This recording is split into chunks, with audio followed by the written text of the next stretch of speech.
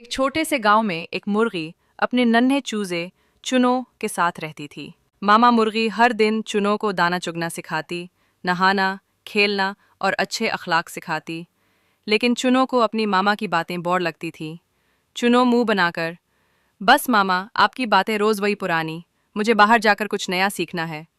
एक दिन वो बिल्ली के पास गया। बिल्ली, चलो मेरे साथ, मैं तुम्हें झूले झुलाऊंगी, मज़ेदार मछली खिलाऊंगी।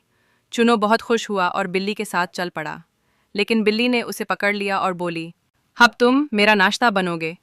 चुनो जोर जोर से चीखा, मामा बचाओ। इतने में मामा मुर्गी दौड़ती हुई आई, बिल्ली को ठोंग मारी और चुनो को बचा लिया। चुनो रो रहा था। मामा ने उसे गले लगा लिया।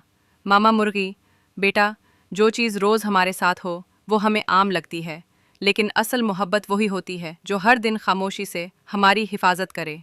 कहानी का सबक: घर की मोहब्बत और हिफाजत की कोई कीमत नहीं। जो चीज़ हमारे पास हो उसकी कदर करें।